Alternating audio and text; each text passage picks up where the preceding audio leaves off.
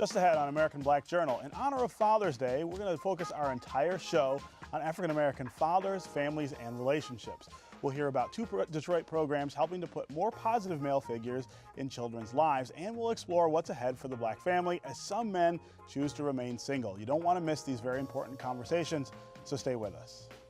At DTE Energy, we believe that we have a greater responsibility. We believe that being part of a community means being involved in the fabric of that community, investing time, effort, and resources in the communities we serve. DTE Energy Foundation is a proud sponsor of American Black Journal.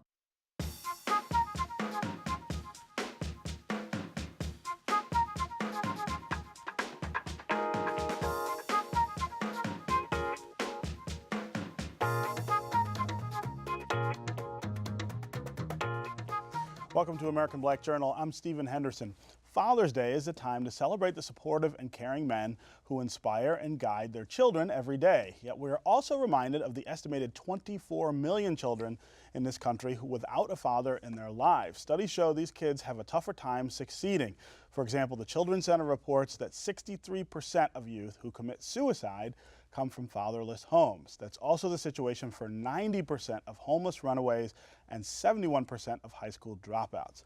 The question we want to tackle today is how do we turn these troubling stats around and get more male role models in our children's lives? Joining me now is George Wynn, who's Chief Operations Officer at the Children's Center in Detroit. Also here is Marquise Herring, who's the founder and program director of Mentoring Through Media, along with one of his young mentees, Glenn Arnold. Welcome to American Black Journal. Thank you. So let's start with you. I mean, we were talking before about this issue and it being issue number one, really, in our community. You know, when we talk about the issue related to fatherless homes, as you just indicated, there's an enormous amount of negative stereotypes and negative outcomes for kids and families. Yeah. I'm very, very passionate and committed to the cause for fatherless. I think that part of the issue is the American fiber has really changed. Yeah. When we create environments that are not inclusive to men, what we really do is keep men out. Perfect example is one of the things that we do at the Children's Center is we've taken a look at pictures. Now, when you think about pictures and photos, right, being something that is small, but it's powerful. When a dad walks into our office, to not see yourself represented means that you're not included. Okay. So what we've done is we've included dad's pictures around, included them with families to show them with their kids, and then it's a matter of how do you greet and how do you welcome them. Right. So do you feel like there are not enough dads in photos because we're always taking them? Is that what it is? Or that could be a part of it, but I think that the bigger issue is we don't see or recognize the value of having that. them. I see. And because we don't see that, then they're not included. Right. It's quick to say a family is made up of a mom and kids. Right. But what we want to do is to make sure that dad is present and accountable. Right. Right. Talk to me about some of the other things you're doing at the Children's Center that are sort of focused on this idea of celebrating, as you point out, the dads who are stepping up and being involved. One of the biggest things that we do at the Children's Center is we're celebrating the good things that dads provide. Right. We're talking about how dads change the lives or the direction with their children. For example, when you talk about young ladies, the first encounter that they have in dealing with the males are with their father. Their dad. So a lot of the self-esteem or how to date or how to respond or how they should be treated are things that are brought within the fathers. At the Children's Center, we have a program called our Fatherhood Initiative where we work with dads. And in working with dads, we have support groups. We use a evidence-based curriculum that brings fathers back into the lives of their children. The importance of that is we show them the importance of they do make a difference. And it's the small things. You don't have to have a lot of money to be a positive father or to be a positive male role model. What you have to do is give the things from the heart. It's the little things you say. Time. I always say there's three magical words that seem to be missing in the vocabulary when you talk about men and children, and that's the power of I love you. Right. If you tell a child I love you and embrace that child and mean it, that means a lot. If you've ever thought about the times when at night when you're trying to read a book or tuck a child in bed as they pretend to be asleep, they will remember that and cherish that. The opportunity times when they fail and you had to pick that child up, Those are valuable things that children remember in a lifetime. Yeah. And we try to encourage that. We have our dads reading in our Head Start program, so they come to the program, they read to the children. We have a father-dad Sunday where they have played t-ball and other activities. And then we do the real work, or I should say the heavy lifting, talking about things that prevent men from stepping up to the plate. But we have broke it down to mean what can you do and what can you provide as a father, so that they understand they have value. That's they're a very important part of their child's education. Right. They're a very important part of their child's life. Yeah. Marquise, you have this program, Mentoring Through Media, which I want to give you a chance to explain what that means. Mentoring Through Media is a program that I co-founded about 3-4 years ago now with a friend of mine, Ken Elkins. And we started at Youthville, Detroit. We had young men who would come to our class. We taught media production, TV production, radio broadcasting, and journalism. And we had young men who would come to our class, but they didn't want to learn journalism. They didn't want to learn TV production. They just wanted to talk. Yeah, right. And so we would begin to have some conversation with them. And as they began to trust us and understand that we were, there to help them, they began to talk about their lives. And what we found was that here we have a group of young men who are hungry for direction. They're hungry for direction. Yeah.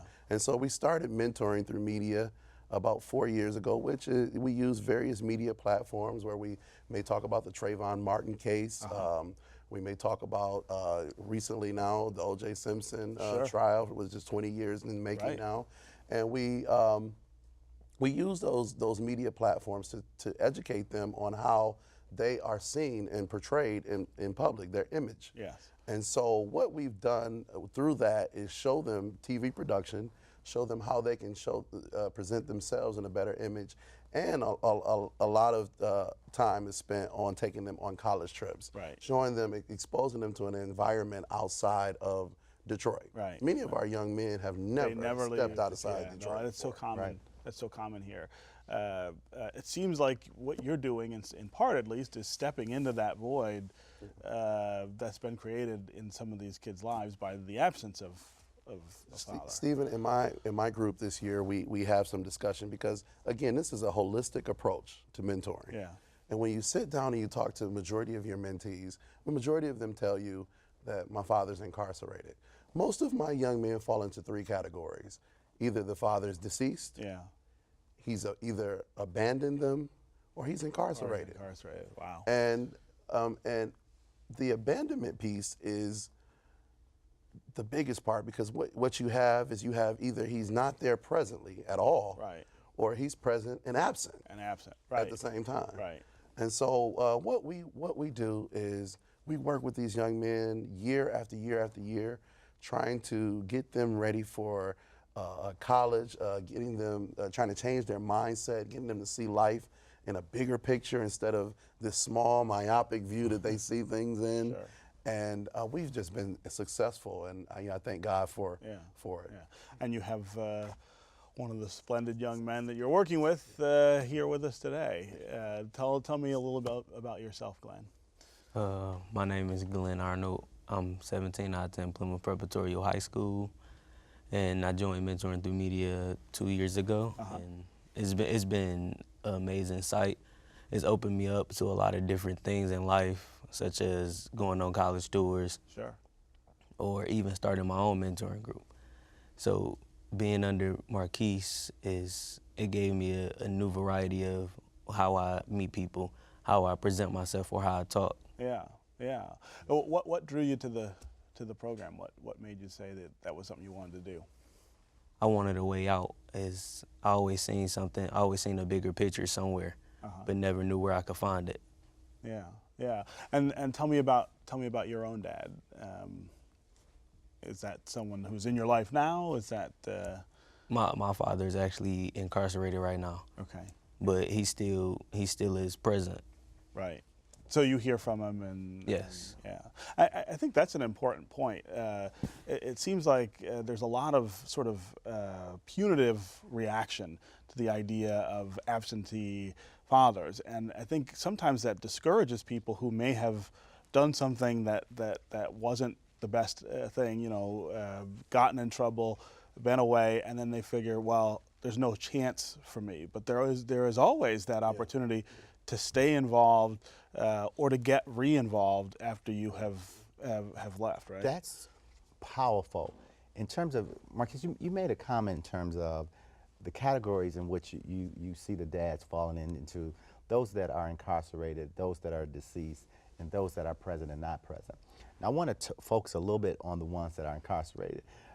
When you talk about a dad or father being incarcerated, the first thing that they feel is that they're isolated and away from their family. Sure. And what I say is that's the time that you can continue to make a connection, because what we know, although they may be away now, they're coming back. Right. So if they can establish that relationship, And keep whether it it be intact, visitation, sure. whether it be making those phone calls, whether it be by writing those letters. Once our dads come back, and we have several dads who have been incarcerated that are receiving services at our organization or through their families, because of depending on what violation they had that sent them away, there's some limitations that I have to do in terms of letting them on campus. In terms of what they can, yeah, right. But what we've done is that they can patrol the campus so that when these kids are walking to school, they can make sure it's safe. Yeah. They can go home and read to their children. They can still be apart and still be okay legally. Right. And I think we need to begin to focus in on what they can give, they can and how do, we can and not so much on what they can't. Yeah, that's a major point. I think a lot of times as parents, sometimes we don't really pay enough attention to the small things that you can do. As you talked about, watching them as they go to school. I thought about one of my mentees as you were speaking, who told me one time, he said, yes, my father, he gives me money every day before I go to school. He said, but he's never showed up to my football game. right. And, you know, as a parent, you know, sometimes you're thinking, well, they just want some money. I just give him some money, right? No. They're good. But no, he wants him to be at his game. Yeah, right. You know, he wants him to be That, present. and it's that time, even if it's just a little bit of time in the morning and the evening, driving your kids to school, picking them up. And, you know, I mean, as a working father, I've worked here and at the newspaper and everywhere, I'm busy, but just taking that time to connect with your kids is so important. We've got about a minute left. Talk to me about what else needs to happen to change the dynamic so that we go back toward more intact families. Each of you, just give me a quick idea of what you think we need to do. From my perspective, it's about lifting up and really using the media in order to highlight and celebrate the positive things that happens with our children. Yes. The other thing I truly believe is iron sharpens iron. Mm-hmm. Yeah. So when children have, or men or boys or girls, have the opportunity to see someone who's doing something positive, then they tend to follow suit and have the direction that they need. Right. I think that also if we can begin to, there's a lot of positive things going on in Wayne County and the city of Detroit. But at some point, at the end of the day, we need to link all of those particular efforts together and make some synergy to make this thing move and to get everyone involved in the process. Marcus, we've got about a minute left. I think you said it best. The fathers have to get involved. We have to find a way. Our men have to find a way to get involved. Yeah. I see this every single day, and when men are involved, the statistics of young men or young women who do better in school are raised. They go way up. You know, I always say, when men stand up, boys will sit down. That's right. And pay attention and take they'll, note. Exactly. Yeah. So men have to get involved. Great to have you guys here on Father's Day. Thanks for coming. Thank you. Thank you for having me. Just ahead on American Black Journal, some African American men are choosing bachelorhood over marriage. How will it impact the future of the black family? Dr. Lynn Lewis will help us sort it out. That's next, right after this look at some important moments in Detroit's black history. I'm Ken Coleman with a look back at African American life in Detroit. This week in 1950, Arthur L. Johnson joined the Detroit branch NAACP, as reported by the Michigan Chronicle. In 1963, Gates Brown of the Detroit Tigers hit a home run in his first major league at-bat. And in 1943, rioting broke out between blacks and whites after an altercation on Belle Isle. These are significant events this week in Detroit's black history, taken from the book On This Day, African American Life in Detroit.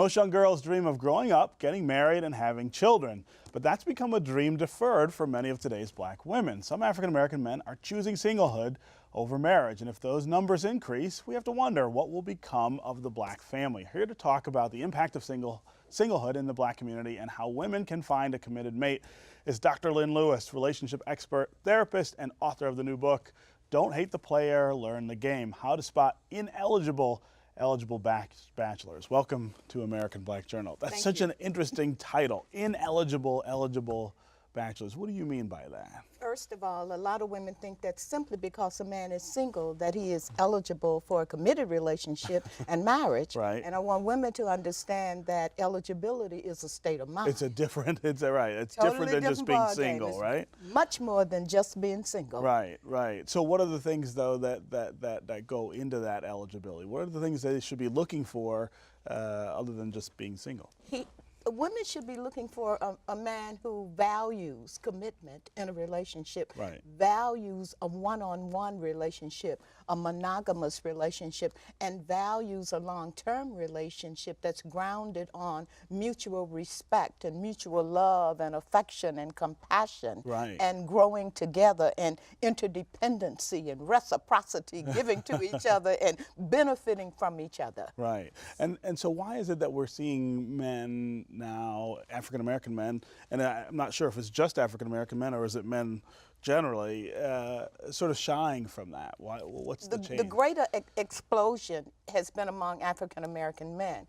And I must say that women have to take part of that blame. Okay. With all due respect to mothers and with all due respect to women as girlfriends, we have to begin to say, what have we done to contribute to a man preferring to remain single as opposed to a committed relationship? And maybe we may be giving him too many benefits in the wrong way. I see. I think I know where you're going here. Yes. I'm not sure we want to go here on Sunday afternoon, but I get you. But I that's get you. it. So you feel like that it's not just one-sided, that it's the relationship itself on both sides that may be breaking That's right. down. We're both responsible for whatever is good in relationship and whatever is lacking in relationship, and no one is exempt from that.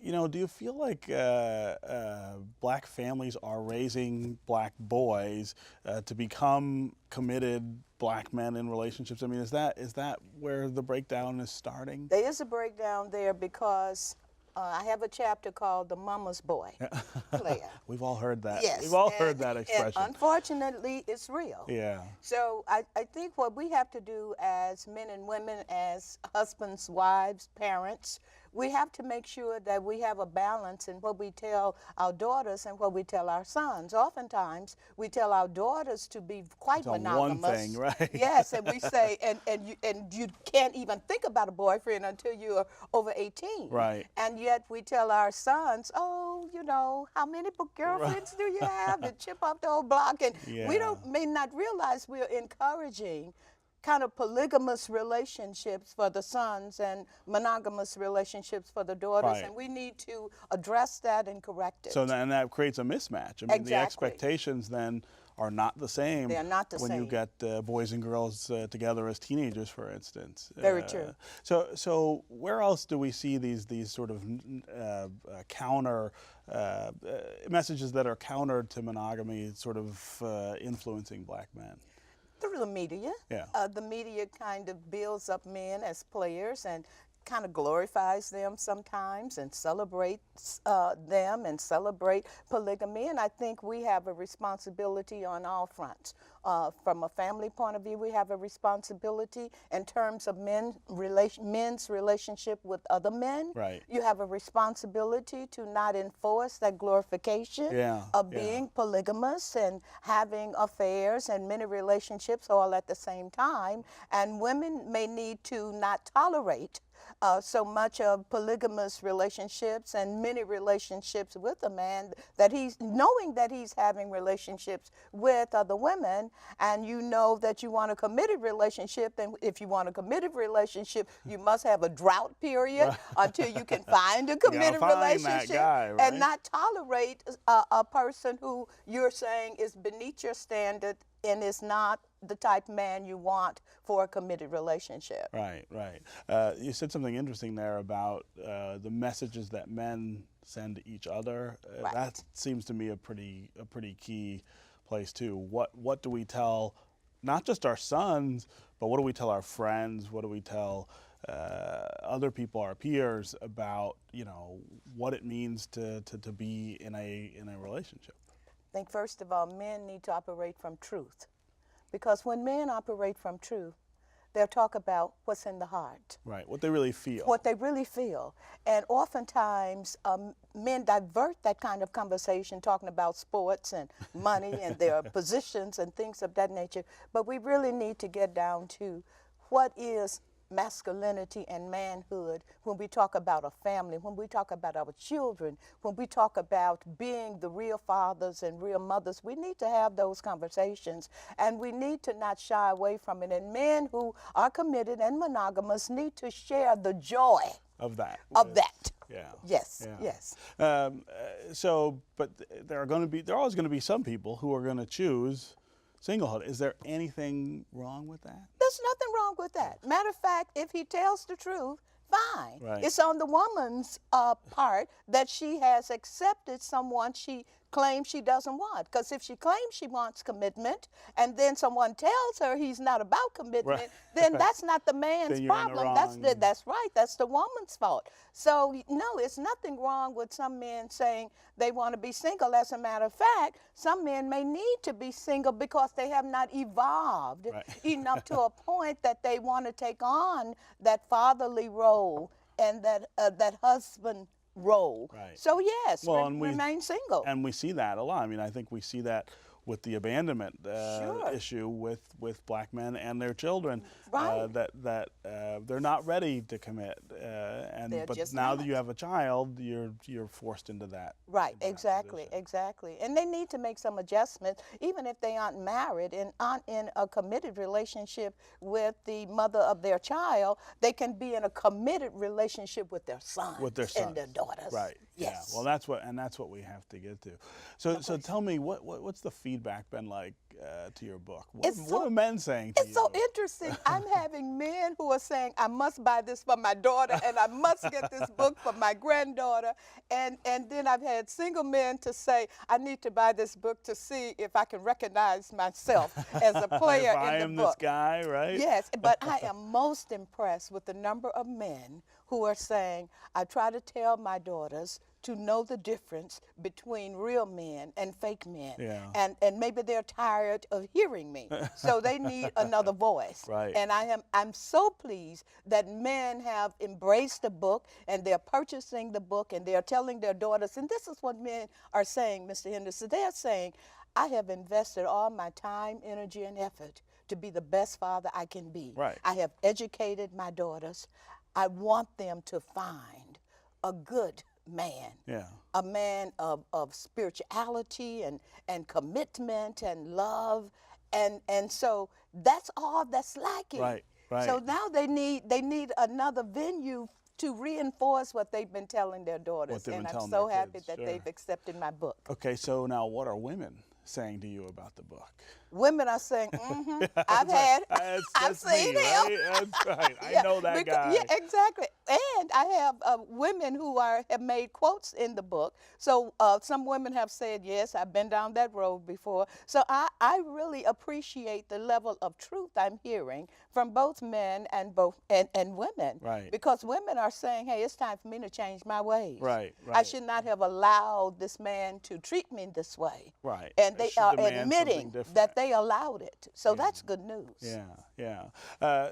The future of the black family is one of the things that's implicated by your book, and it certainly suggests that maybe there may not be so many in the future. Is that okay too, or is that something we got to work on? That is not okay. The black community has rested on three major fronts: Yeah. the black family, Right. and the black church.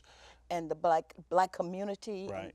engaged in all of that. Yeah. So what we have to do, if we don't strengthen the black family, we also weaken every All the other institutions institutions, sure. in the black community, and we weaken the black community, and we weaken every relationship Right. that's in those communities. So it's incumbent upon us to re-examine where we're going with the family and recommit ourselves to a family where our children benefit to the highest and they feel whole. Right.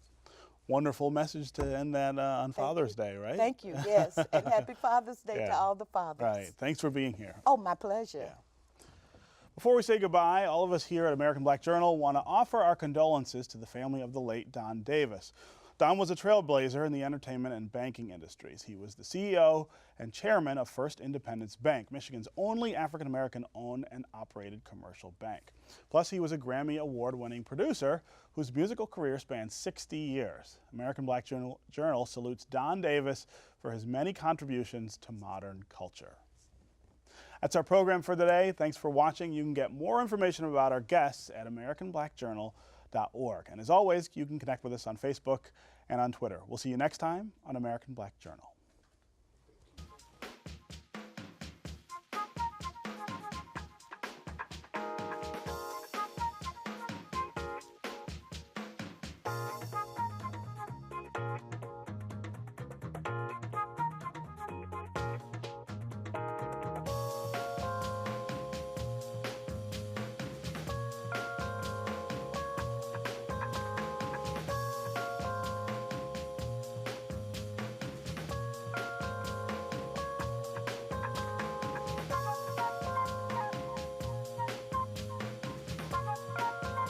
At DTE Energy, we believe that we have a greater responsibility. We believe that being part of a community means being involved in the fabric of that community, investing time, effort, and resources in the communities we serve. DTE Energy Foundation is a proud sponsor of American Black Journal.